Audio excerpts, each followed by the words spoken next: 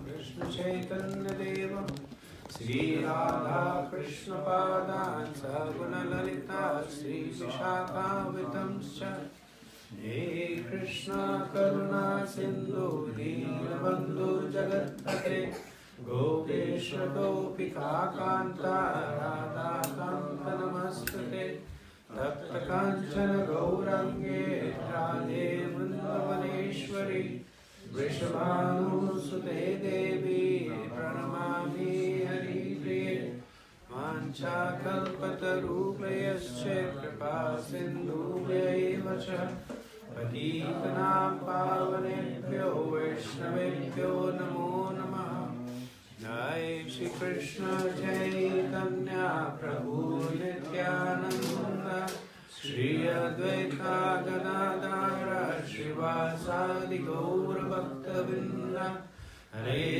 Krishna Krishna Krishna Hare Hare Hare Rama Rama Rama Hare Hare.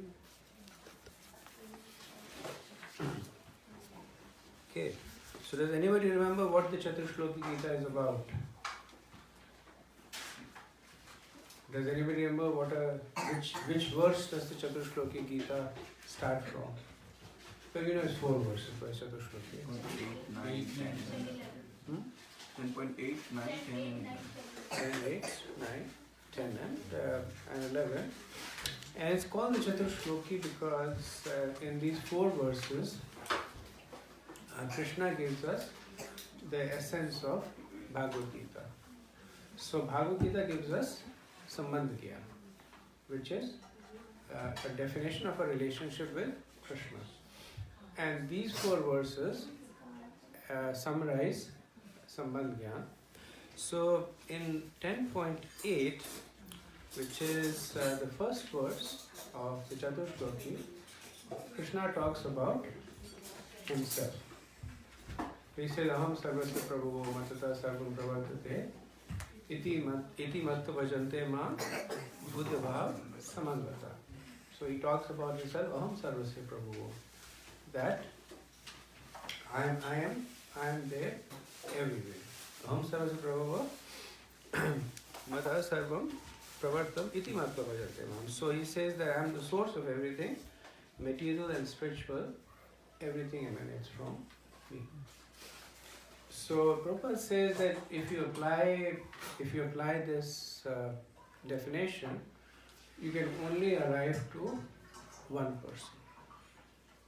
Because if you look at this process of creation, everything is a secondary creation and can be traced to some other factor. So we are secondary creation because we are born from our parents. If they were not there, we would not be there. And similarly for our parents or their grandparents. And if you go back and back and back, you come to Brahma, the Prajapatis and Brahma. And who creates Brahma? Lord Vishnu. So we see in the Bhagavatam where Krishna describes that at the time of the creation of the universe, the universe is empty. There's nothing there. And then he personally enters into the universe, and with his own perspiration, he fills the lower half of the universe with water, which is called the Garbhodakshaya ocean. And then he expands into his partial expansion called Anantashesh, and he lies on Anantashesh on the Garbhodakshaya ocean. And then at that time, from the lotus, from the navel of Lord Vishnu, emanates a lotus flower. And then from the lotus flower, on top of the lotus flower appears Lord Brahma.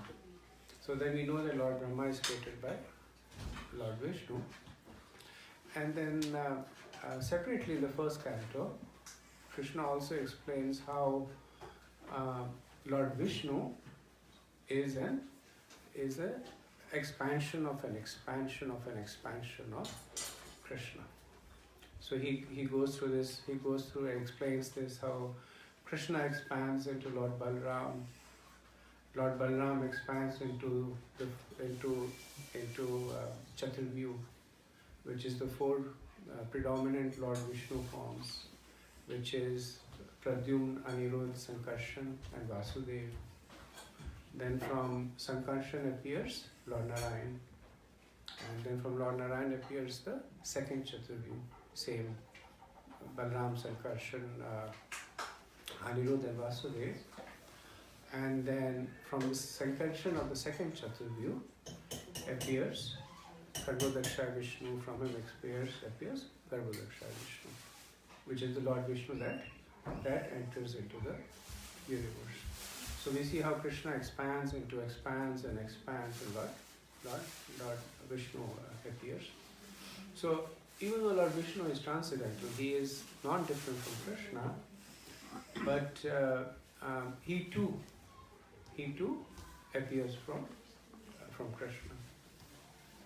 So in the Brahma Samhita, the example is given Deeparuchi Revahi, that several deepas may be lighted by one candle, and once they are lighted, then all the candles are the same. So there is no difference between Lord Vishnu and Lord Krishna, but the only difference is there is one candle that is the cause of lighting the other candle. So Lord Krishna is the cause that is the basis of the appearance of Lord Vishnu. So it is considered to be an offense to make distinctions between Krishna and Vishnu. Just like it is an offense to try and have gradations. So Krishna has many incarnations. Lord Ram, Narsingadev, Varadev. So he has many incarnations. And if you were to look at it from a more technical perspective, then there's a certain dependencies between these incarnations. They come in different categories. Some of them are Yuga avatars, some are Manvantara avatars, some of them are Leela avatars. How is true there were 10 avatars? They are the Dash avatars. So they are the Dash avatars also. So there are different ways in which these incarnations are categorized. But it's an offense to consider Lord Narsingadev to be more powerful than Lord Ram, or Lord Varadev to be less powerful than Matsya avatar. So they're all Vishnu Tattvas. They're all just like it is an offense to consider a Jiva to be Vishnu or Krishna. It is also an offense to make distinctions. So sometimes people claim divinity. Sometimes people say I'm God. So they call Pashandis. That is considered to be an offense in the scriptures. So just like it's an offense to consider Krishna to be an ordinary person or Lord Vishnu to be an ordinary person, it is also an offense to consider an ordinary person to be Krishna. So that's why the scripture, Srila Prabhupada would often say that, especially, he said that this is something that people all over the world, but especially people from India, are gullible. They're very easy to accept people as God. And somebody can do some magic. And Prabhupada, even though he did not say by name, but at the time of Prabhupada in India, Satya Sai Baba was very popular. And I don't know if any of you know about him, but he had long hair, and he used to have this ability to manifest things. He could. So I remember, because we had personally gone to meet him, and he had taken us, because of my younger brother. My parents were always trying to meet sadhus for blessings. So we had actually driven all the way from Delhi to Bangalore, and then he took us. He was very impressed that somebody had driven all that way. So he took us into into this is back in '71. So he'd taken us into a small room, and then I remember he did like this, and then his hand, there was vibhutis, full of vibhutis in his hand, and then he gave vibhutis to all of us. And the vibhutis were, so the ashes did not appear like ashes, just like ashes. They were in sachets. They were like packed in small sachets. So he distributed the sachets to us. And then he spoke many things which were mostly true. He spoke about many things about us. He started telling us things that, you have this. Part of it was evident also, but also he spoke many things that were not very evident, but they were very accurate. And and of course I was a kid, but my parents were extremely impressed by it. And we stayed for 5 days, and the whole 5 days from morning to evening there used to be kirtans. Kirtans, I think they were composed to glorify him. They were kirtans morning to evening. And then many years later on, I was hearing one of Srila Prabhupada's lecture, and then he was making this point that what's the point in producing ashes? Ashes are available anywhere. And what's the point in producing gold? Gold is produced anywhere. If somebody claims divinity, they should produce something that is not ordinarily available. If somebody is producing gold, they should produce a mountain of gold. So in this way, the Gita is also helping us develop this conviction about where to repose our faith in. So when Krishna says, "I am the source of everything material and spiritual," then he's giving us a criteria by which we have to apply when we are evaluating somebody's claim to divinity. That are you the source of everything, material and spiritual? Does everything indeed emanate from you? So the 11th chapter, the next chapter, where Krishna appears in the universal form, one of the things that devotees often ask is that Arjun had a Sakhya Ras. He was a personal friend of Krishna. Why did Krishna have to bewilder him to appear in the universal form? Because we'll see that when Krishna appeared in the universal form, then momentarily Arjun's relationship with Krishna changed. Krishna and Arjun were friends, and Arjun says that we have been friends forever. We used to sit and joke, and sometimes I used to insult you jokingly. We used to eat from the. He does not say that in those verses, but the purport explains that. Sometimes we used to eat from the same plate. Sometimes you would put your head in my lap, and sometimes I would put my feet on your lap.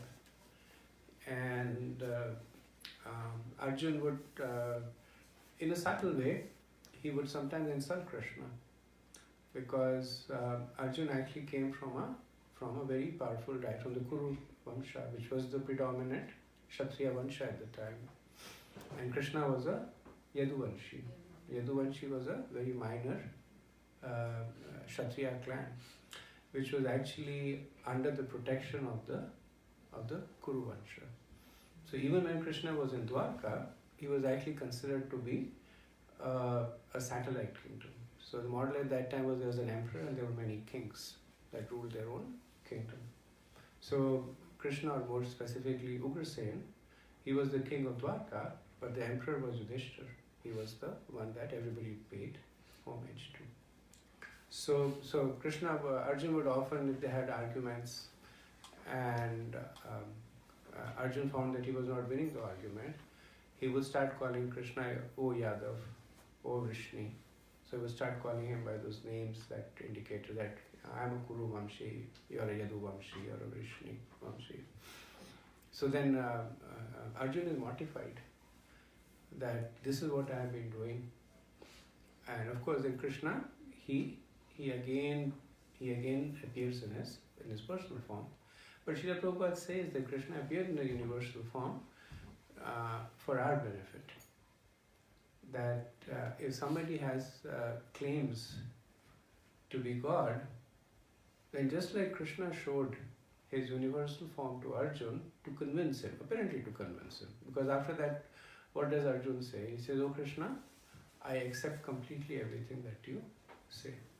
You are the purest, you are the greatest, you are the absolute." So he starts giving those prayers in the mood of awe and reverence.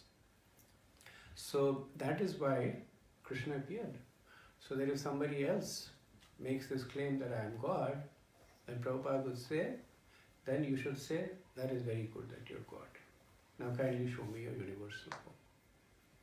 And then somebody will say that I can manifest my universal form, but you cannot see it. Then say that Krishna gave Arjun the eyes to see the universal form. So you kindly give me the eyes to see the universal form. So, so in this way, Prabhupada and Krishna, they're protecting us. Because the most valuable commodity that we have is our faith. And where do we repose it? Do we repose it in the lotus feet of Krishna? Do we have faith in a bona fide disciplic succession? Do we have faith in a bona fide spiritual master? That is what will decide our spiritual life. Endeavor alone will not decide our spiritual life. You know, sometimes people say, yato mat tato pat, that as your mind is yato mat, you take that path, tato path, and all the paths will take you to the same destination. But that's not true. That if you pick a path according to the way that your mind works, then it can take you anywhere. And if you're trying to go east and you head west, then you will either not ever end up in your path or in your destination, or it will take you a very, very long time to go, because you're going in the opposite direction. So faith is a very precious, it's a very potent and a powerful commodity that we have. And just like we are very, very careful in giving things that are dear to us, like they say, like when a parent marries the daughter, then they're very careful about where they marry the daughter, because the daughter is dear to the heart. So similarly, the faith, it is very, very dear to us. So, so important for us to give it where it is supposed to be reposed. And the Bhagavad Gita is a roadmap of that. It tells us about how things are, what is where, and then it helps us make the right decision in where should we repose our faith.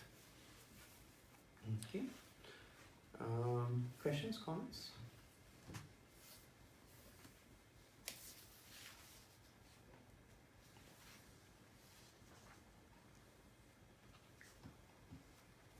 Okay, so the next verse, Machit Matat Prana Abodhayantas Parasparam Kathayantascha Mahamityas Tushanti Cha Ramanti Cha. The thoughts of my pure devotees dwell in me.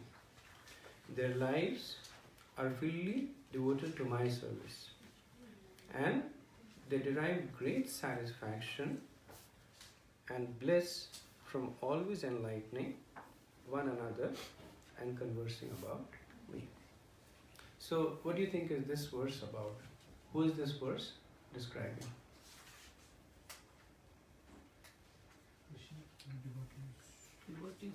Devotees. Right. So, when we talk about defining Sambandha Gyan, there are three aspects to the definition. So sambandh is always between two people. So there are three aspects to the definition. Who am I? Who is the other person? And then what's the nature of the relationship? So the previous verse was Krishna saying, who am I? Om sarvasya prabhu matata sarvam pravande. So Krishna said, this is me. I am the source of everything, material and spiritual. Everything emanates from me. That is the unique and exclusive definition of Krishna. Now Krishna is saying, who are you? And the definition that he is giving is, you are a devotee.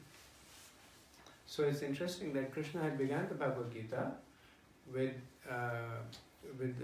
first telling Arjun who he is.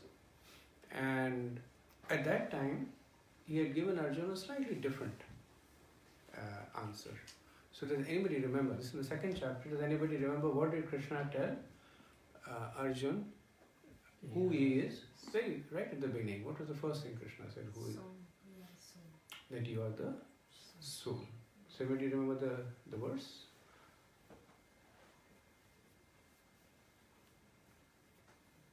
Actually, even I don't remember the verse.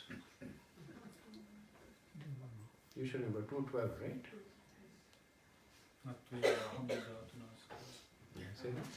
Natvevaham jatunasam. Nato eva jananaka, nachelvena bhavishama, sarvena param. So he talks about Arjun. He said, never was there a time when you did not exist, and never was the time when I did not exist, and all these kings, and never will be the time that any of us will not exist. So he talked about the eternality of the soul. So the first understanding that Krishna gave Arjuna is, you're not the body, you're the soul. And this is a term that is very often, it becomes to the extent that it almost becomes hackneyed, but this is a phrase that is very often used by devotees. That you're not. I remember we were very early on. We were once at the temple. I think Dhruv was maybe 1 year or 2 year old at the time. So I think our service at that time was cleaning the temple floor. So we were cleaning the temple floor, and Dhruv was running after me, and then he slipped on the floor and he fell and he hit his head. And there was a devotee that was standing by. So we were like, just parents, we were concerned. And he said, oh, don't worry, Prabhu, is not his body.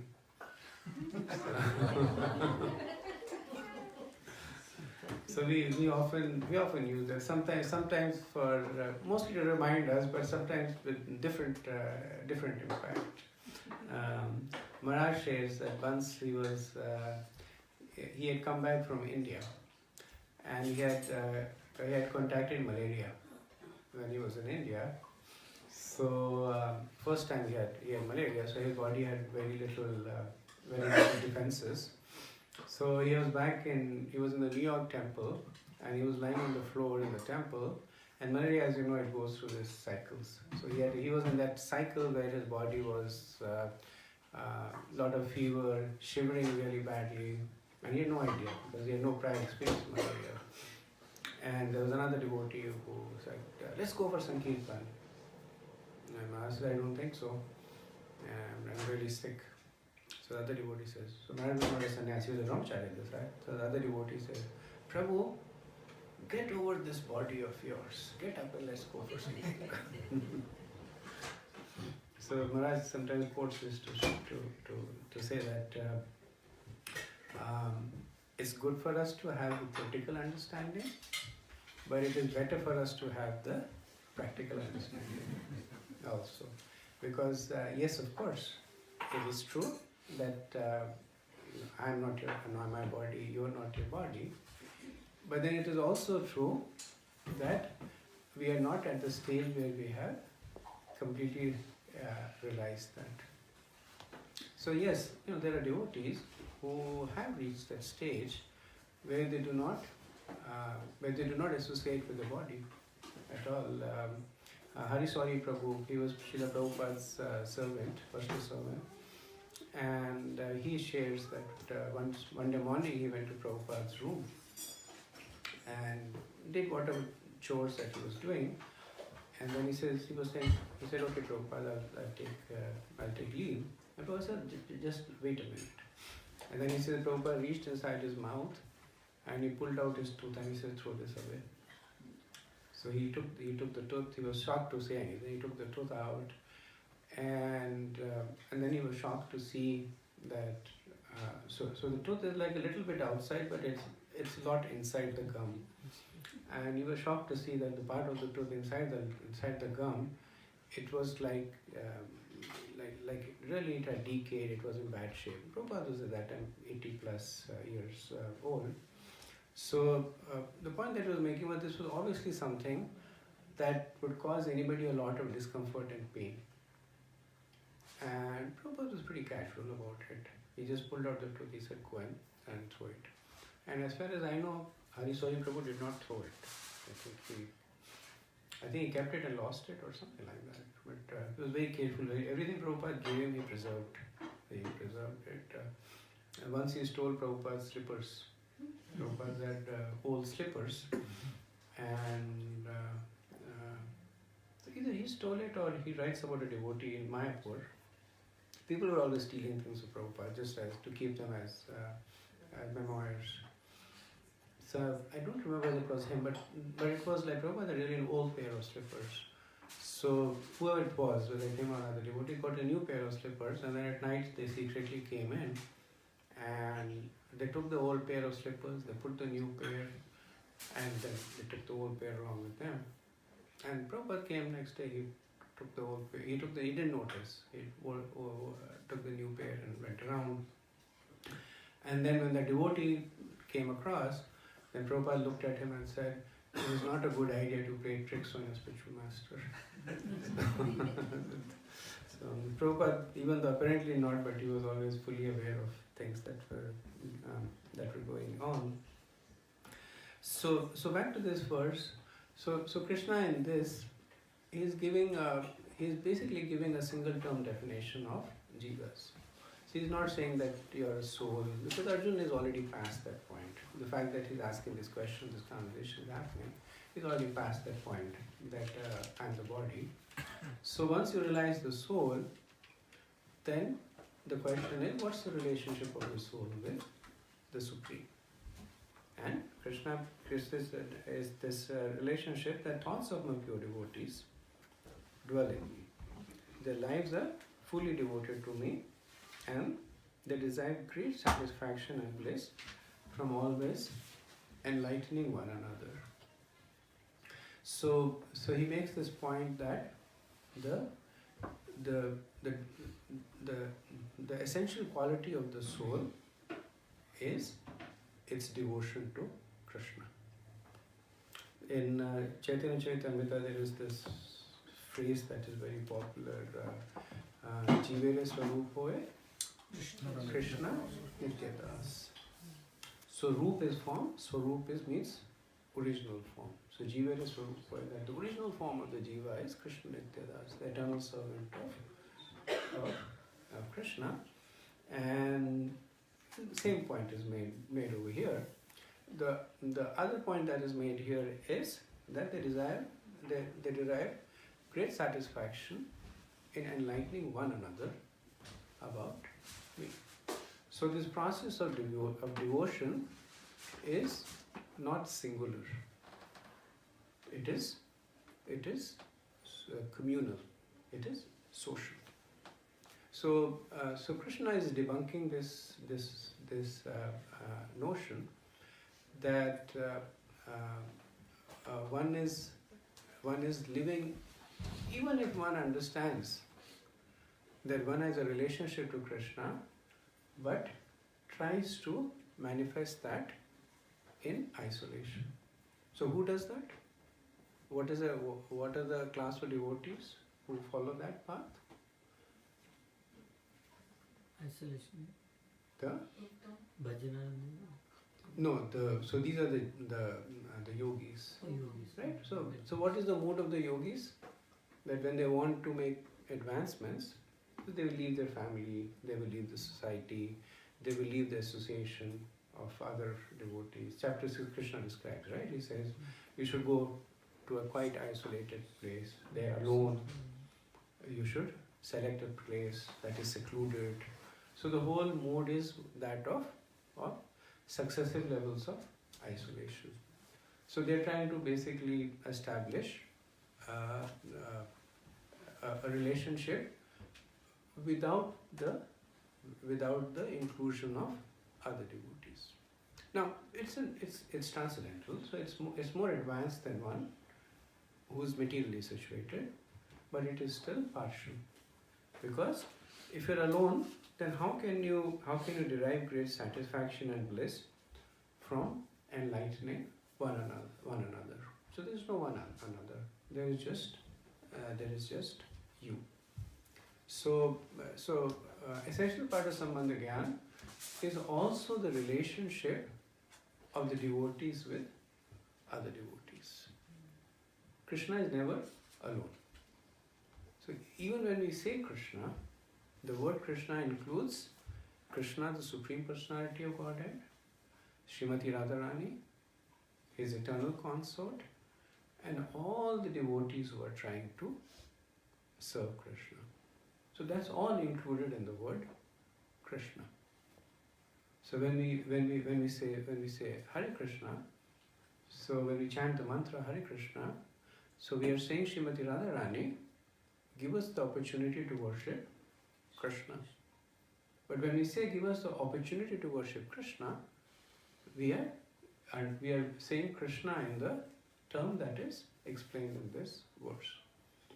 That give us the opportunity to worship Krishna, the personality of Godhead, the opportunity to worship Srimati Radharani, his eternal consort, and the opportunity to worship all his devotees. So question here is, what about those who are not Krishna's devotees? How do we relate to them?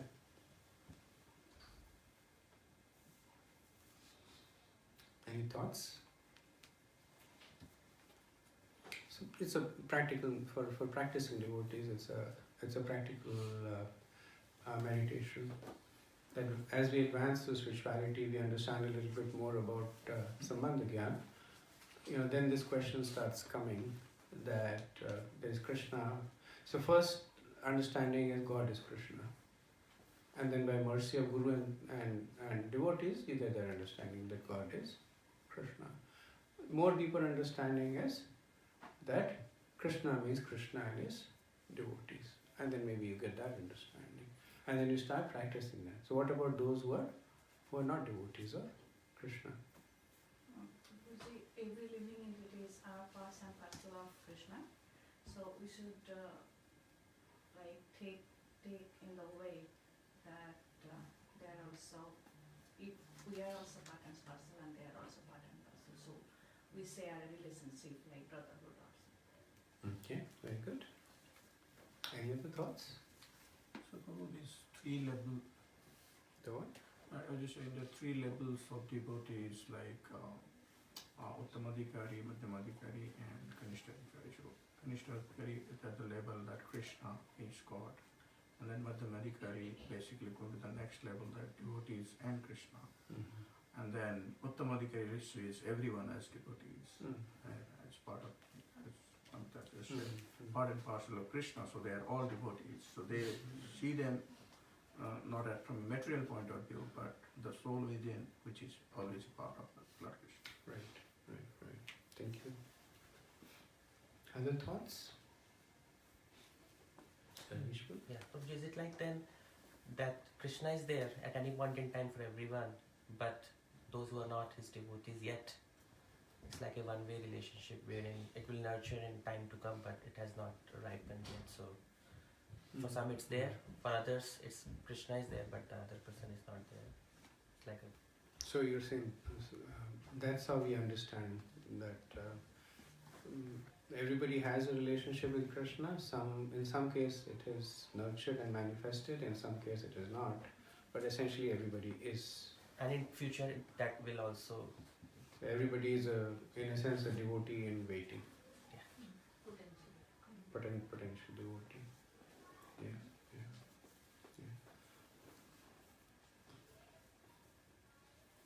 yeah. Other thoughts?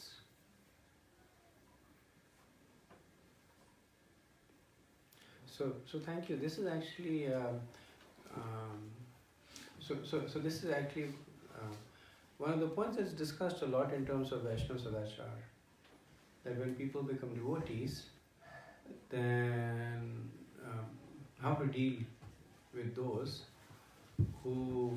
So there are some who are non-devotees, and then some who are averse. There are some who basically you talk to somebody and they will say that Krishna may be God or may not be God. I'm not too sure about it because I don't know enough. And there may be some who would say that Krishna is not.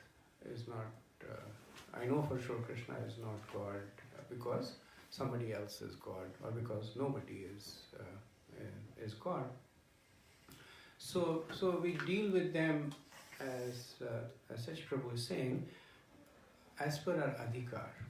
So he used the term Kanishta Adhikari, Madhyam Adhikari, Uttam Adhikari. The key word is Adhikari. Right? So Adhikar, kar means to, kar is like the Hindi word kar means to do, and Adi means the right. So what is the right? What is a qualification to do? In everything, supposing you're going and you're climbing a mountain, there are some people who are expert. They may not need a harness and a rope. And that's their adhikar. They can just climb it. Some people who are not expert, so if they try and emulate that, they'll fall down and hurt themselves. So they need the rope and harness and some guidance. Even though both of them are climbing the mountain, but differently they're climbing based on their expertise. Similarly, as devotees, depending on our advancements, our adhikar is different. For Kanishta adhikaris, Kanishta are basically mostly like us. They're neophytes. They're devotees who are starting. So Kanishta adhikaris, they're trying to develop their faith in Krishna. And they're trying to develop their faith in devotees, but the main focus is to develop faith in Krishna. So a person at that stage would have a lot of faith in a particular deity. So they will have a relationship with the deity to the extent that they may even ignore other deities. So sometimes people say that this particular temple, I have a lot of nishtha, I have a lot of faith. And even we do that, right? Like I went to India, I went to Vrindavan, and somebody was saying that there's a Radha Krishna temple right next to your house. So there's a Gaudiya Vaishnava temple that's right next to our house. The Radha Krishna deities, they worship with lot of love and devotion, right? And I'm saying, you have a temple that's 5 minutes walking from your house. You're going all that way. Krishna is everywhere. And I said, I'm a Kanishta adhikari. I have faith in Radha Shyama Sundar. So I go over there because there is more inspiration that I derive from there. The deities were personally established by Srila Prabhupada. The deities are in Vrindavan. So all these things are udipans. These are impetus for helping me grow my faith. And Madhyamadhikaris are slightly more advanced. That they also try to make friends and serve devotees. In addition to the relationship with Krishna, they're also understanding the importance of Vaishnava Sangha. And the Puttamadhikaris are even more advanced to the point that they consider that there is only one person who is not a devotee, and that is that is he himself. They consider everybody else to be a devotee and therefore worshipable. So at the stage of Uttamadhikari, they will not give any consideration to the fact that this person is a practicing devotee or not. As Malika was saying that they consider everybody to be a devotee at different stages of manifestation, and out of humility they consider that they themselves are the most fallen. So sometimes when we hear these songs by Vaishnavacharyas, so we see this strong mood of humility being manifesting, that the lowest, that I am the lowest, still trying to worship Krishna, and even though I have no rights, I'm composing this song, and it's not showboatal humility. They're saying that because they're Uttamadhikaris, they actually feel that they have a long way to go in terms of their service. So important for us to understand an adhikar and act according to the adhikar. So if you're Kanishta Madhyam Adhikaris, then our focus should be to develop a relationship with Krishna and try and develop a relationship with devotees. So if you start acting as Samadrishtis, if you start saying that, I am the lowest and everybody else is higher than me, that's not a natural state at that time. So if we act in a state that is not a natural state, then it will cause a lot of confusion in our mind. Sometimes you'll see, and I remember we once went to a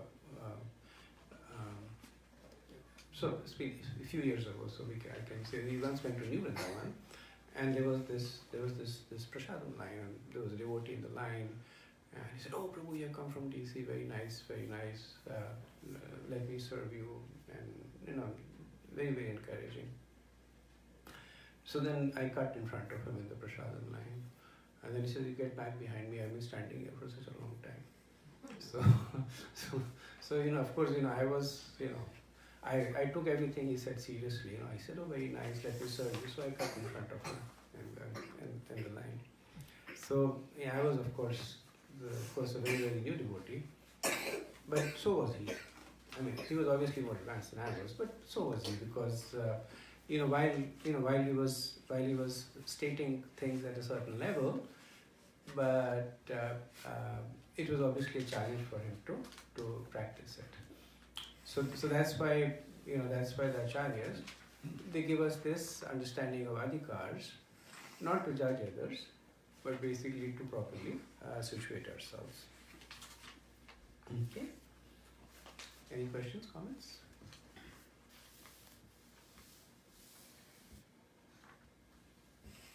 Just a question in Shastra.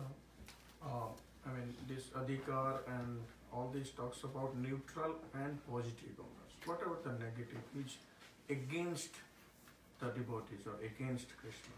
And we have many examples like that. So how to deal with those kind of personalities? So it's mentioned. So when you were talking about the Kanishta Madhyam and Uttamadhikari, so when we understand when we look at the explanation given, so a Madhyamadhikari has three kinds of relationships with other devotees. To those who are neutral, he tries to preach to them and makes them a devotee. To those who are favorable, he serves them. And to those who are averse, he avoids them. Right? So because those who are averse include those who are critical of Krishna. Uttamadhikari does not make that distinction. So that's why many times we see people like Narad Muni, they will go to big demons and they'll start preaching to them, because Narad Muni cannot see the difference. He sees everybody as devotees. But Madhyamadhikari would make that distinction. And they would make that distinction mostly to protect themselves. Actually, I was thinking from that perspective only that we are hearing so many things happening in different parts. There are people killing devotees. Yeah. So I was thinking from more that perspective. They're so adverse that they are killing people. Right. So when Chaitanya Mahaprabhu was in the Jharkhand forest, right? Where in the Jharkhand forest, and then he was going and he was asking the tigers and the lions and the leopards to do Harinam, and they were doing Harinam. So under his influence, the lions and the deer, they were all doing Harinam together. And it's often used as an example that Mahaprabhu did it because even though he was not manifesting as Krishna, he was at least an Uttamadika. He was at least manifesting as an advanced devotee.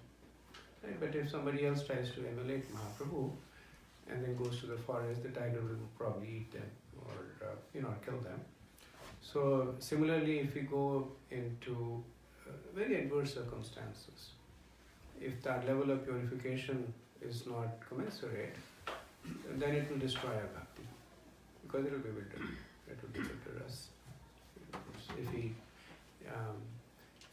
sometimes people prematurely start preaching in very adverse circumstances, and they themselves then get instead of convincing, they become convinced. So then they lose their bhakti, or they commit so many offenses that Krishna takes away the bhakti from them. The question comes, why would Krishna take away the bhakti? Because of offenses, not because of preaching, but it's like you're a new devotee and then you start preaching, and then you preach without understanding the principle of preaching, which is like Krishna said at the end of the Bhagavad Gita. The principle of preaching is to make one favorable to Krishna. Principle of preaching is not to prove the other person wrong and that you're right, not to quote the verses and say that you're heading towards hellish planets and you'll take a birth in an animal form. That's not the purpose of preaching. So if you start preaching very, very, in a way that is taking people off, then you're committing offenses. There's a potential devotee that you are. Maybe there's a possibility he may have become a devotee. But thanks to your preaching, he has committed offenses against Krishna. So it's something that Krishna is not very happy about. One question. Regarding that thing we were talking about, like the way we should be like consider ourselves as like Kanishta Adhikari, like lowest for everybody, like in devotional service is fine, but like if we take that in like material, like we are living in a material world, if we go to a like material setup, like where people are actually like trying to like put you down, like as compared to the like with going into that setup with that mindset, like in spiritual life definitely it's going to like give you like more benefits. Sure. But on the like material side, like it's going to like kind of like setback on like harm you, right? Like so how to like keep that balance in? Yeah. Thank you. That's a very practical question. So Kanishta Adhikari does not mean that you think that you are the lowest. You just think that you are still work in progress. Kanishtas actually don't think they're the lowest. They actually are pretty happy. Yeah. They are pretty proud of themselves. Yeah. So being humble with there. that, so you don't. So, but you're right. They're trying to develop that quality of. We're trying to cultivate that quality of humility. That very often does not go well in our material lives, because their humility is very easily confused with weakness or gullibility or lack of drive, etc. So one way, of course, is to again understand your adhikar and the distinction. If a person is an advanced devotee, then yes, he will act humble in all circumstances, and then he does not care what transpires out of that. There's a devotee that we used to associate a lot with, because when we in a previous house we used to live very close to his house, Narottam Prabhu, and he's by birth Pakka Brahman from south, but very, very sincere devotee. You know, very firm, very humble to everybody, even at work, very, very humble. And he at that time was working in Bechtel, and we used to always wonder that how does he even survive? But actually, not only does he survive, he flourishes. He got this, and because he's a scientist, his work is a little Brahmanical. You know, he does not do coding like we do. So, once somebody asked that if you're coding, what varna you come to? Are you a Brahman, Vaishya, Kshatriya? Somebody says Brahmanas because we are intellectual, we are thinking. Somebody said you're a Shudra because you're coding for somebody else. But he was purely Brahmanical. He was mostly in research, but very respected in his field. He was awarded this some I forget this, but it was a big thing. Some fellow of this, which was a very exclusive kind of a thing. So if you're naturally at that stage, then Krishna will take care of you. If you're not, then you do your best. It's like the pastime of Narad Muni. Once Narad Muni was traveling in a village, and then he noticed that there was a nice playground. Nobody was playing there. And then Narad Muni said, "This is a nice place, but how come nobody is visiting here?" And then the villagers said, "There is a snake over here. And the snake is very vicious, very, very poisonous.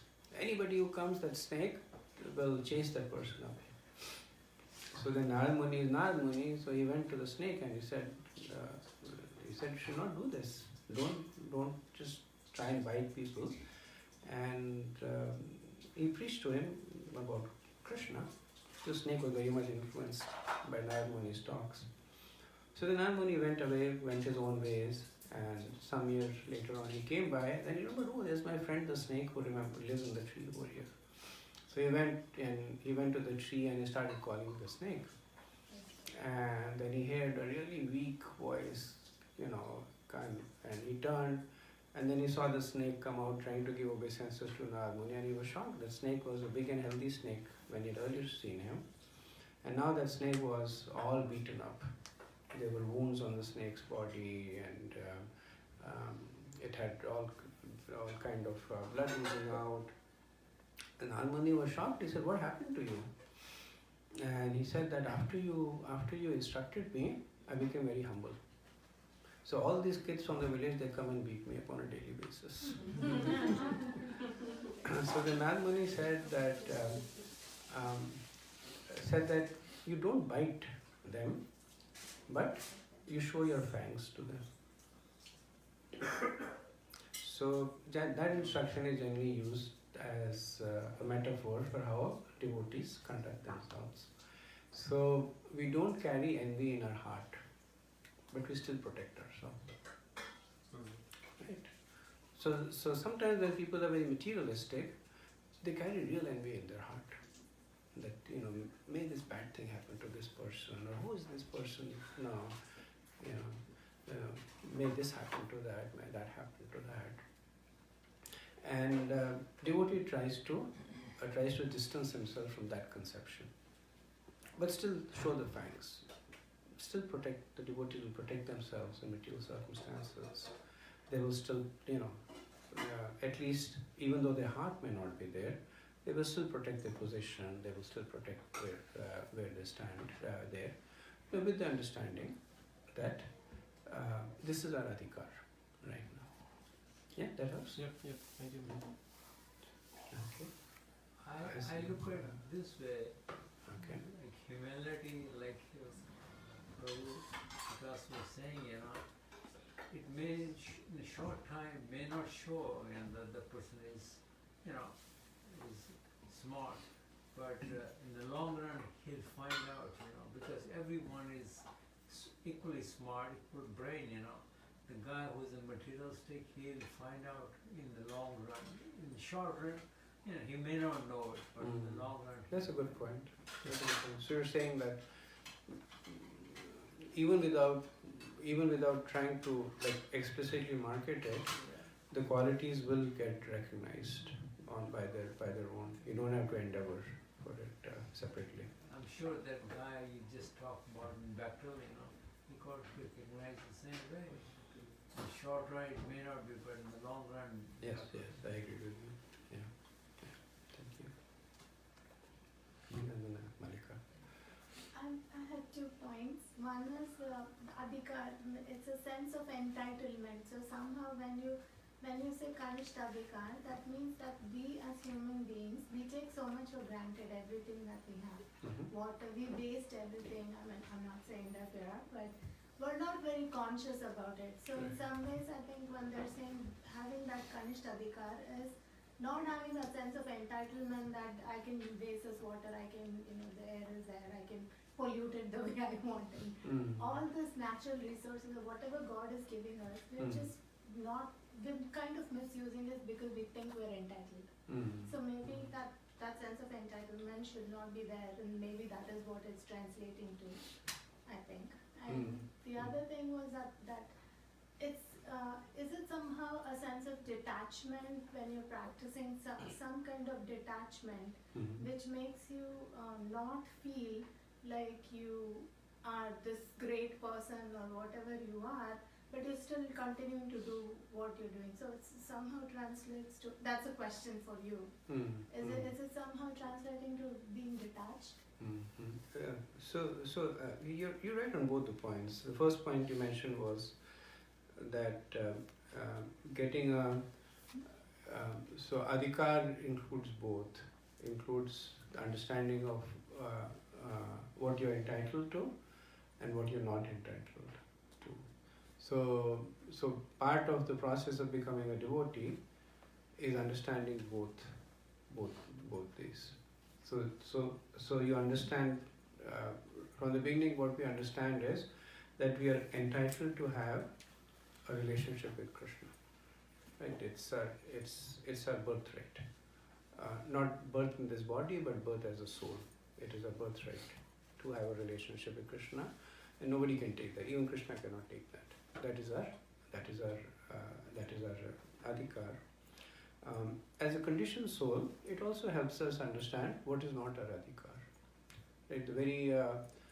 The very first verse in Isa Upanishad talks about it. Ishavasya idam sarvam yad kinchi jagatam jagat tena taktena punjita. That Ishavasya idam sarvam. That everything animate and inanimate belongs to Krishna. Yad kinchi jagatam sarvat. Everything belongs to Krishna. Tena taktena punjita. That only when one understands this, then Madhura, that one can live peacefully, because then this detachment is there. So it leads to the second point we are making, that attachment comes from a sense of proprietorship. This is mine, I created it, I am the cause of it.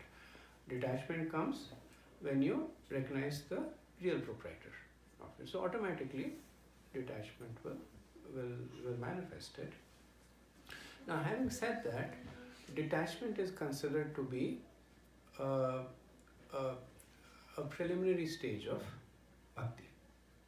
Because as devotees, our program is not so much detachment. So Upanishads are for people who are trying to follow more the impersonal. So when you're the impersonalist, their focus is on detachment. As devotees, our focus is on attachment to Krishna. So the detachment manifests as a byproduct. So if you're attached to Krishna, then automatically detachment appears. We don't have to work separately for it. So the Brahma, the Karmis, the Jnanis or the Yogis, their focus is detachment, niyati. This, I am not this is not mine. So they are trying to develop the stage of detachment, and there is a certain level of realization. If you look at our practices, we don't practice a lot of detachment, right? We'll eat some chul prasadam, we dress the deities nicely, we dress ourselves nicely also. Prabhupada once, so it's the nature of Matajis to dress themselves nicely. So when Prabhupada said, you dress simply, especially those who are pujaris, say you dress simply, and don't dress very opulently when you're serving the deity. So it's part of Vaishnav seva to the deities. Like when you go to the altar, then you're supposed to wear unstitched clothes. You're supposed to wear simple clothes, because the idea is that you're going as a servant of the deity. So then after some time, his disciples, they were submissive, they were following. So the Mataji, they started wearing simple clothes. And then he found out that, they were, so in the temples, the next day's dresses are taken out the day before. The morning dresses are taken out the day before. And then he found out that all these Matajis, they would rush to the temple to see the dress that was being put for the next day. Because then they would synchronize their clothes, the dressings with the dress of the deity. If the deity was wearing yellow, they would wear yellow sari. So even though they were dressing simply, it's just the nature that that they wanted to adorn themselves. So but it was focused on the Prabhupada said, okay, so be it. At some point even he realized that, there are things that are more powerful than him in this. So we don't develop detachment that much. Our focus is attachment, and then we'll see that automatically as we develop attachment, material detachment manifests by itself. Yeah? Okay. It's like when you try to hold something more in your hand, and then you have to leave something out to leave there something. in order to hold that. Right. Thank you. Malika?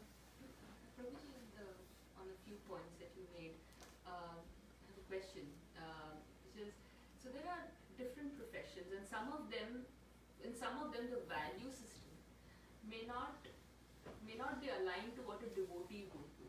Mm. So, for example, trading in the stock market. There's so many so if you in Bombay, so many people, or a doctor who thinks his profession is a business. Right? So they're trying to maximize, advertise, compete, and sometimes it's not always very fair. True. But they may come to the temple, they may be devotees, they may be making big donations. Right.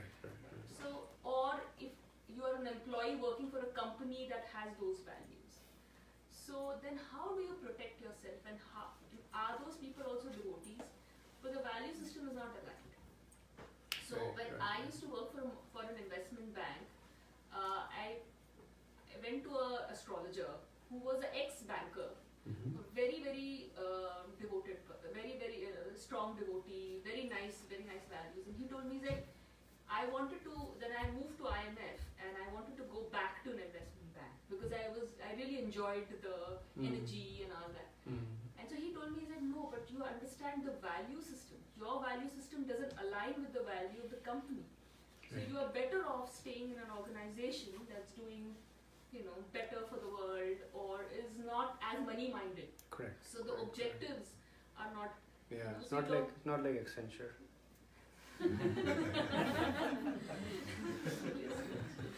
I'm sorry, I had to say it. So what I'm just trying to understand is really, would those people also be devotees? And in this materialistic world, we are stuck with certain professions. Not all of us have a choice to come out of it. So the Accenture people are transcendental above all this. They're transcendental to loss, right? They focus on profit. So, thank you. It's a very practical question, especially for practicing devotees. We do what we do is a big part of our identity. We spend most of our adult waking life at our workplace. Right? 10 hours a day typically in the workplace, and even when we are not there, we're thinking about it. So it is a major part of our existence. And I would actually go, and I know you don't pay taxes, But if you were to pay taxes,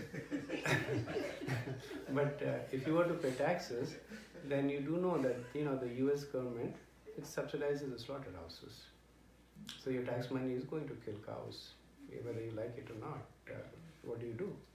Do you say that I don't pay taxes, get arrested and deported, or get So where do you draw the line? So it's a discussion topic. There's no right and wrong answer. It's a topic about your own realizations. I just want to hear from you, because all of you are in this situation. All of you are working somewhere. All of you are also aspiring to increase your spirituality. How do you consider it? How do you deal with it? The way I look at it, somebody say he's making $1 million, and other guy is making only say $100, So you give a percentage of it's not the 10% of $100 is only $10. So that $10 equivalent to 10% of the $1 million, which may be $100,000. So I look at that $100,000 equivalent to $10. That's the way I regard. They're not. That's your capability. He's doing what his capability is, and he's doing what his cap. So you should not be looking at the $1 million he's giving a donation. That doesn't mean anything in my opinion. So what I hear you saying is something called Dravya Shuddhi. Yeah. That one way to purify this material contamination is to use a portion of it in the service of Krishna and his devotees. It's called Dravya Shuddhi, that all material endeavors are one way or the other contaminated by the modes. So even IMF is contaminated, right? Maybe mode of goodness, but still contaminated by the modes. So as devotees, we generally try to gravitate towards the mode of goodness, right? So perhaps if somebody is working in a slaughterhouse, not the best place to work in. I remember when we were coming to the temple, another person also started coming to the temple at the same time. He owned a beer and wine shop in Germantown, and very enthusiastic person. So, and then at some point, when he started listening to the lectures and all that, then he realized, oh my God, he said. So I remember him talking to me one day, and he said, I just realized that all this Maharajas, when they talk about demons and demoniac people, they're talking about me. Because I'm selling liquor on a day-to-day basis. He was, of course, consuming it himself also, and he was selling it also.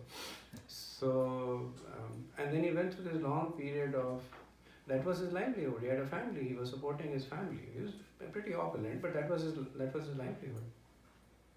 And then at some stage, I think it took almost 10. He started meditating on how to get out of it. So after about 10 years, took him a while, but he sold the shop and he went somewhere else. So if there is a place and a profession that is very strongly in the mode of ignorance, if not passion, then one aspires to distance oneself out of it. If not, then comes to the point that Vikas Prabhu was making, by act according to the Adhikar, we understand this is where we are right now. We are grastas, we have commitments, we have bills to pay, mortgage to take care of, but we try to purify it as much as possible. So one way, as Avinash Prabhu was saying, is Dravya Shuddhi, that take a part of it and give it. Whatever the part is, that the scriptures say 50%. Right, 50% should be used. Once Prabhupada told his disciples, 50% of your wealth should be used for the service of Krishna. So disciples became a little 50%. So they're like, 50% Prabhupada, and different than Prabhupada. And sometimes Prabhupada said 50% of your disposable wealth. So he said, if you get money, then take care of your needs, I forget the formula he gave, that half the money, first take care of your needs, then take care of your savings for your old age, then third thing he said I something. think you said Rupa Goswami's, because similar question was asked to my Guru Maharaj. Okay. Because there are a lot of Gujaratis who invest into stock. Right. And we say that gambling is not allowed, right? Right, For regulatory principles. So how do you say? Because their family run on stock only. They don't do anything else. They don't have any job. That's a profession. So that's a profession. Then Guru Maharaj's answer was like, you divide first 50-50%. So you invest $100 and you make $100 profit. You divide 50-50. Out of that 50, you keep 25% give to your wife, so you can run the house. And then remaining 25% you reinvest to get more. And in Krishna's section also, after 25%, you reinvest. And so basically it comes out to be 25% to Krishna. 25%. And 75%, out of 75, 25 is for house, 25 for future security, and then 25 for reinvestment. Yeah. So I think different formulas. Now I think generally it is said that 10%. The other question is 10% on net or gross. Pre-tax. After tax, yes. After itemized deductions. No more itemized deduction. So principle is something. If you give, then giving it helps you develop detachment. It also helps purify your endeavor. So that's one way that we should be. What other ways? What else do you? I don't know ways, but whenever something like this comes to my mind, then I always think that a lotus always blooms only where it is lushy. Usually if you put it in a good water environment, it doesn't. So it still stays, it still blooms as beautiful, and it continues to stay disconnected with where it is surrounded by. So at least that's the thought I get when I'm in an environment like that. I keep remembering that I still have to stay disconnected with that. I have to be there regardless, but I still hold on to my core values. I'm still the lotus, or try to be the lotus instead. Good. Thank you. So, I think Arjuna asked the same question in a way in Gita, right? He's a Kshatriya, so he's killing people. How can that be aligned with Krishna's values? So, whatever your duties are, you do it in the service of Krishna, as opposed to for gaining any benefits for yourself. So, whatever your profession is, whatever your duties are, you align your consciousness with bhakti, as opposed to thinking too much about the duty itself. Thank you. So that's the next level, right? So we start off with Dravishuddhi, which is more mechanical. It still requires detachment, but you say, you have your own box and you have Krishna's box. So you have money, you put some money in your own box, you have some money in Krishna's box. And the next level is that you have only one box, that is Krishna's box. Right? Now you may take something out of it for yourself, but it's Krishna's box. So you're working. Your meditation is that I'm doing this for Krishna and his devotees. I'm doing this for my family to make them Krishna conscious. Doing this to serve the temple, to serve the devotees, to serve the deities. So there's only one box there, and you take for yourself as is needed, but you take with this understanding that this is Krishna's mercy. That is showering on you. So whether you're making this point that whether you're making $100 or $1 million, you remain fully detached in both cases because it's not your money to begin with. Whether it's $100 or $1 million, they're both money that belongs to Krishna that He has given you. Now He has given you that money. Part of the money you spend on yourself. Part of the money you spend as you understand pleases Krishna in services, charitable or devotional. And to a great extent, Prabhupada encouraged devotees to develop that understanding. That the jobs, when Prabhupada was very new to the US, he had only one disciple who was working. Because most of his other disciples, they were hippies. So hippies did not work. It was against the hippie consciousness, the hippie philosophy. Everything belongs to them. So they had this thing that everything belongs to us, so they don't have to work. But there was only one devotee, Satsuri Maharaj. He was working, and he was working, I believe, he was in New York, and he was working in Navy and Customs, something like that. So he used to make $650 a month. And the temple on 26th 2nd Avenue was mostly running on he would make that money and give that to Prabhupada. And then at some one point he came to Prabhupada, he said, I'm working in a really, really demoniac environment. So people who generally come in ports and all that, sailors, etc., they're very rough people. And also dealing with smugglers and those kinds of. I mean, even though he was more of an administrative officer, but he was dealing. And then Prabhupada explained to him that the reason that you're getting bewildered right now, because you're putting yourself in the center. That I'm working, this is my work, this is my money, this is my consciousness. And you just think that you're working to support the devotees over here. You're working for your Guru Maharaj. At that time, Prabhupada was not his actual Guru Maharaj, but at least he had a relationship, that Swamiji. And Satsuri Maharaj writes, Satsuri Maharaj is he's the one who wrote Leela Amrita, Prabhupada's biography. Very prolific author. He wrote many books. And then he writes in one of his autobiographies, and he says that change in consciousness helped him tremendously. That every day morning he would have to, earlier on he was dragging himself to work. Because it was just a very environment that was not very conducive for devotees. But then now it was just something, it was a service that he was given. And that was helping him serve his Guru Maharaj and devotees. Now, ultimately he of course left the job, but for him just to carry on doing it, just the change in everything else remained the same. Job was the same, people was the same, consciousness was different.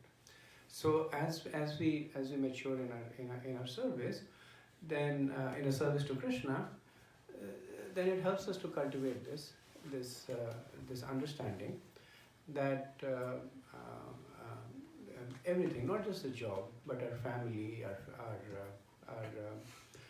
our endeavors, they're all related to Krishna in a bona fide way. Sometimes people go a little overboard with this, right? Sometimes people will go to Las Vegas and say, I'm serving Krishna in Las Vegas, and, so sometimes people go, everything is for Krishna. So now of course I mean, I haven't gone to Las Vegas, but I would, because I'm not at the stage where I'm not, all my activities have to be 100% aligned with Krishna consciousness. But if I would go, I would recognize the fact that this is more dealing with the part of mind that is still a Kanishta. It's dealing with that. The danger is that you do it and say it's a service to Krishna. So today Las Vegas, tomorrow Atlantic City, day after Monaco or wherever else. So doing something and recognizing it for what it is, that gives us protection as opposed to not recognizing it. So yeah. Just remember the quote that someone said, we're not human beings on a spiritual journey, we are spiritual beings on a human journey. Mm-hmm. So that awareness that you are a spiritual being, you always have a connection with Krishna. Mm-hmm. Doesn't matter what material situation you're in. Right. You can understand that you are in a spiritual situation. Yeah. This is just material things happening around you. Yeah. Whether it's job or other things. Yeah. Ravindra Prabhu actually happy is he quotes this a lot. I'm not sure who said it. In my mind, Ravindra Prabhu said it, but he said, it's probably said by somebody else that that we are not material beings having a spiritual journey. We are spiritualists having a material journey. So just understanding that puts a lot of things in perspective. So if you're having a journey, there's a beginning and an end to it, right? You start the journey, you have some experience, and then it ends and you're back home. Right? So during journey, even if you undertake, you don't get very attached to things. You're living in a hotel, you don't get attached to the hotel. You know, maybe you're eating good or bad food, does not bewilder you too much, because you know that at the end of the journey there is puri aloo waiting for you at home, right? So if you have that, conception, then even if you're going through some trials and tribulations, you know it's a journey. That that there's Krishna waiting for you at home. Thank you. Just wanted to add one point to what Parikshit Prabhu just mentioned. If the situation is so adverse, it is impacting in our spiritual journey, probably we have to rethink, whether we are in the right profession. Yes. And probably Krishna and Guru help us in going in the right way. Yeah. And we have one great example, both of us have experienced through. Was a devotee who was a master chef in Hilton Hotel. He was the chief chef. Mm-hmm. And he kind of gone through this, he became a devotee, and then he understand this is totally against what the principle is. Mm-hmm. So one single day he just decided he just quit the job without any other job. Mm-hmm. But then he said, like Krishna help and Guru Maharaj help, he just went into a bank as a graduate hire, kind of having 10 years experience in hotel. Went as a graduate here and he got recruited. Now he's a banker. He said, just that day I realized that what I am doing in the hotel as a chef is totally against my principle and values. Yeah. And Krishna helped me to get another job. So probably Krishna also helps when we genuinely try. Yeah. So I think- But he was praying. He was praying to that is what switch I want to something. ask. Yeah. And that day it was like miracle. 200 candidates, like so many filtrations. Finally, one candidate and he got that job. Yeah. And same point like Malika was making, that if situation is adverse, then depending on the extent of the adversity, try to steer yourself to a situation that is more conducive. Even though all jobs come with their challenges, but there are some jobs that are more in the mode of passion and ignorance than others.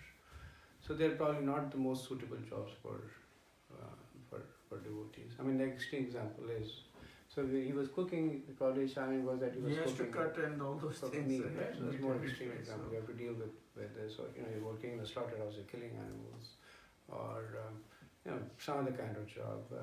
Stock trading, I know, is very passionate. People have to. Some of the devotees work at subways, like they have to. They have to pick up serve. meat and- They have to serve. Yeah, this particular devotee also, his big thing was that he went through the stages. First, of course, early stage he gave up himself, but he was still selling. And then he would say that every time he sells, he would, in his mind, he would almost see that, one more sin, one more sin. And like you said, it took him a while because he was not in a very, he owned the shop, so it was difficult for him to get out of it. But eventually he did. He sold it and he got out of it. So yeah, Even in my case, like I used to work with mice and all, so you need to kill mice every.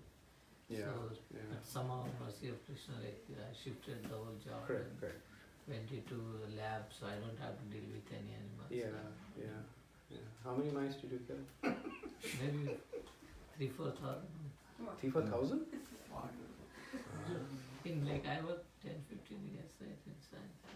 And since during my master's, animal is the we do experimental animals from that time on. I don't have to worry about it now.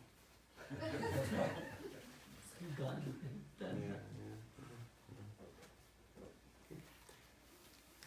Any other thoughts? Just one thought, Prabhu. So you said we should try to get to more conducive situations when things are not really working good. So more, what is more? And then we read in some of the scriptures, the most conducive is the ultimate protection is to live in the temple and associate only with devotees. We read Yes. that in our Nectar of Devotion. So, looks like this is a big paradigm with big pendulum, and I think what you clarified is that it's the consciousness, because what is the guarantee that you're most safe when you're 24 hours in a temple and only in the service of devotees Yeah. versus some of those situations? So I think it's the consciousness that has to be cleaned or purified Yeah. rather than Yeah. We work on we work inside out. So we work on our consciousness. We try to be properly situated. We also understand that at least when we are practicing devotees, the environment does affect our consciousness, right? So we could, or somebody could, be in a very hostile environment and still maintain very pristine consciousness. And but for generally speaking, if you're in a very passionate environment, Right. You will tend to be passionate. Yeah. Right? If everybody around you has a lot of energy and they're doing, so then it's swim or sink. Right? If you have to survive in that environment, then you have to develop that kind of consciousness. But the other point you're making is a very good point, that someone gives up their job, right, and then takes a job as a teacher, and then beats up the students on a daily basis, right? So then what's the point? Your consciousness is still contaminated. Your environment may be conducive, but your consciousness is contaminated. People may live in a temple, right? Life can't get better than that. Right? You walk and take darshan of the deities, you take prasadam 24/7, kirtan going on. But then if your consciousness is not clear, then it actually works against you, because you have more opportunities to commit offenses. Right? You're always associating with devotees, your consciousness is not clear, then who are you going to fight with? You're going to fight with other devotees, right? Who are you going to get upset with? You're going to get upset with other devotees. What are you going to discredit? You're going to discredit prasadam. You're going to commit offenses against the deities. Yeah. So that's why, like in the Chopati temple, they're very, very particular about allowing people to come and live at the temple. That they go through a fairly elaborate process of they call it something. It's like a brahmachari program, pre-brahmachari program, because in India there's situation is a little different from here. That in India there are hundreds of people who are anxious to move into the ashram. And earlier on it was like, okay, whoever wants to come, but then they realized the same thing, that not everybody had the purity to live in a temple, so they were committing offenses, they were disturbing other people and of course disturbing themselves. So then over time they developed this system of gradually going through sadhana vedi till the point they are ready for brahmachari, and even then they don't, except for some cases, they don't allow them to live for a long time. At some point then they say that time for you to move to the next ashram. In some cases they will, but in most of the cases they don't. Besides, because of the point that you're making. Yeah, because you can get in a comfort zone living over and then start neglecting certain things. Start neglecting. One of the thought, why this thought came to my mind is now that we are going to Mangala Aarti once in a month, right? Right. I don't see everybody who lives in the temple there. I mean, it's very few people in the morning during the morning Aarti. Yeah. More people live in the temple. Yeah. So just that thought came to my mind. The thought comes, and it's quite natural. We start judging people. We start comparing. So so we are one day a month. So we are not there 30 days a month, right? So so that's true also. We are there one day a month, but the one day of the month we are there. Right. We go and we see that Bhakta X is not there, and Prabhu Y is not there, and Mataji Z is not there, and what's going on. So that's why we do it gradually, right? I mean, the point is, and thank you for being honest about it, that you're recognizing it both ways. You're recognizing it as a fact that yes, there are people who are not coming. You're also recognizing as a fact that why is this thought coming in my mind, right? Is this the right right thing. That's because of practice, chanting, and understanding. I've stayed in the temple, so it's not like every day you get a chance to go to Mangalarti every day, but not all the 30 days you yourself will go, even if you are in the temple, because the situation is like people take turns, and then not every day like you will feel like getting up at 4 o'clock for 30 days. You can try it practically, it's not possible. Yeah. So we are At all least it depends on the consciousness. conscious. Once We you are all in the have that, twilight zone, right? probably, We're in the twilight zone. yeah. We are out of the material, but not completely out. We are in the spiritual, but not completely in. Right. So sometimes we manifest spiritual realization in the material perspective, and sometimes we manifest materialization in the spiritual perspective. So that's why having shelter of guru and devotees, that helps us. Okay, so I'll stop over here. Thank you very much. Srila Prabhupada ki Jai.